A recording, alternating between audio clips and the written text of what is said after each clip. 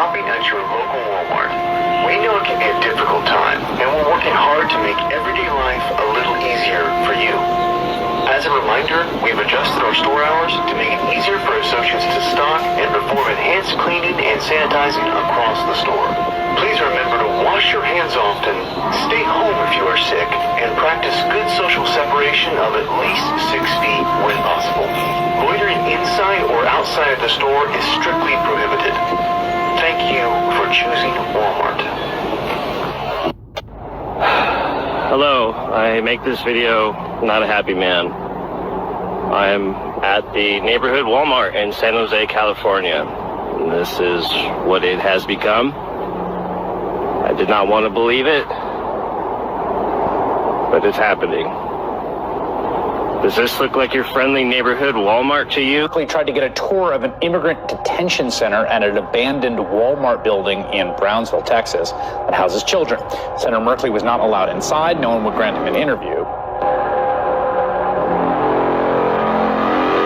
Another grocery store pulling up stakes in the Redbird area of Dallas. Walmart announcing today that it's closing its Wheatland Road Supercenter by the end of the month. Our Robbie Owens live at the store near Highway 67 with reaction and the community's concerns. Robbie?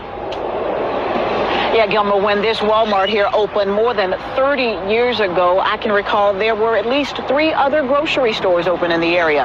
They have and now city leaders say Walmart's planned departure will be a big blow in an area that's already struggling with too few options.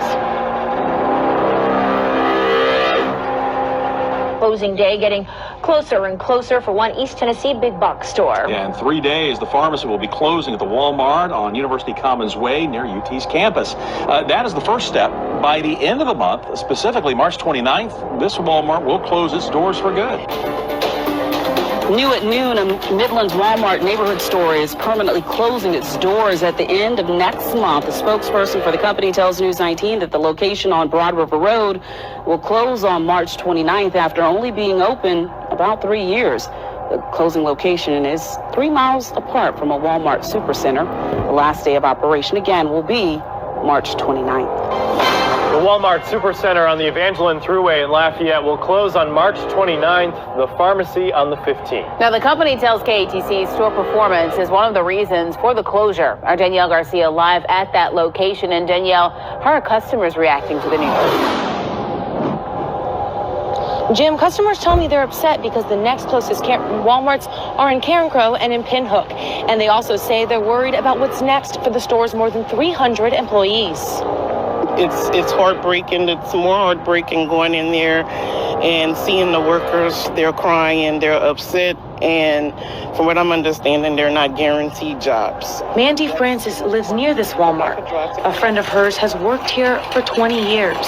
They're feeling like they just lost everything, and they're telling them that they have to reapply and get an assessment. That's crazy. They were loading up with as many people, it's got to be dozens of people in the back of that thing. They take them to a nearby Walmart, and then the Walmart is where, I guess, metro buses or school buses will take them to the shelter. The question is, what shelter are they taking them to? Because I heard Tom say GRB is overcrowded and or not overcrowded, but at the capacity they had planned for. So I think they're, gosh, I certainly have that question. I don't know if we've answered it. Walmart backwards is law.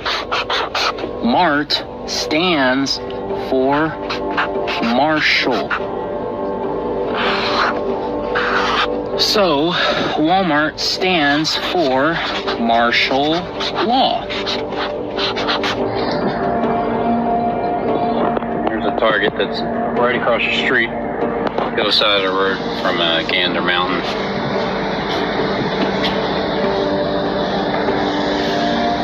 Here goes the containers, holding cells, sweat boxes, whatever you want to call them.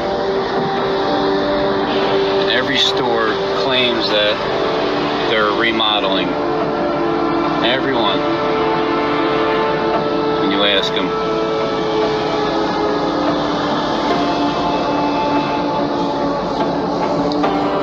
It didn't have a fence up, but once I drove in between.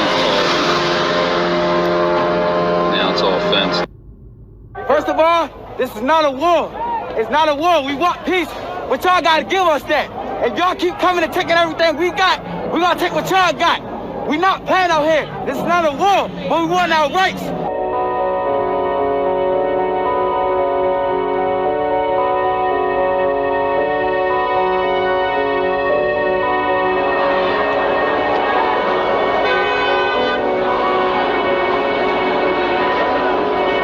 As a result of the serious violence and looting, which has led to the destruction of property and put innocent Marylanders at significant risk, I have declared a state of emergency at the request of Baltimore City.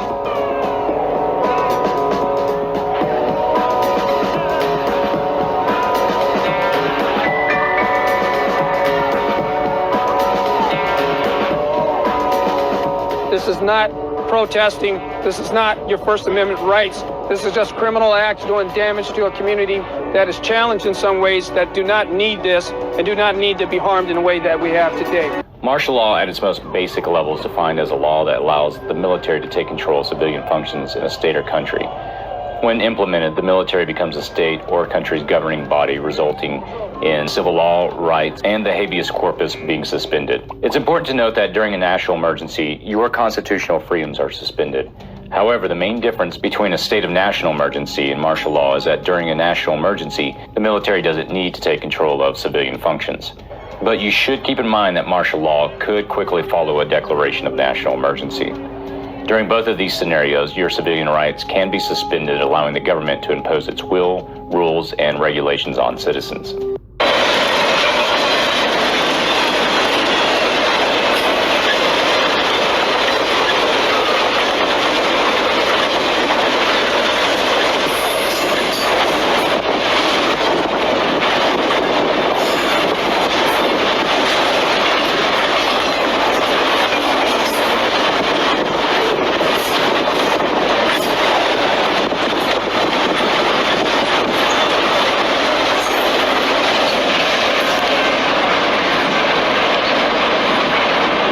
We're going to be signing today and registering national emergency.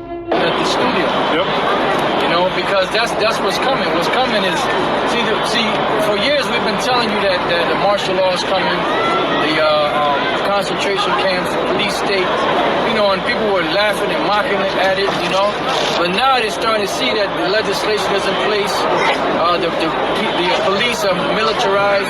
You know, they're coming out in riot gears whenever they go out to a protest. And most of the time, they're in riot gear, like they're ready to go to war. You know, they have the MRAPs, you know, and now we find out they have the bayonets and, you know, these sophisticated high-tech weapons.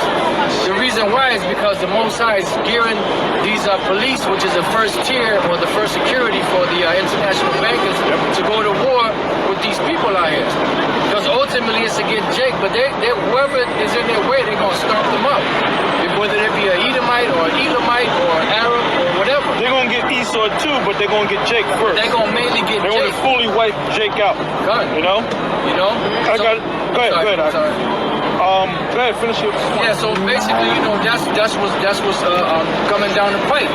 The militarization of these police is basically to get the people back in order. Because they want that. The reason why these cops are killing Jake is because they want Jake to go to war. Who should rise him up? You know, they want Jake to riot.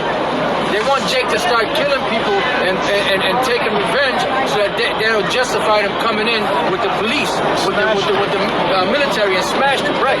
You know, so that's why they got all these Eric Gardner, Trayvon Martin, and all these different black men that are being killed around the country, because they're trying to stir the black people up and the Latinos also to go to war, so that they can smash them, so they can throw them in the concentration camps.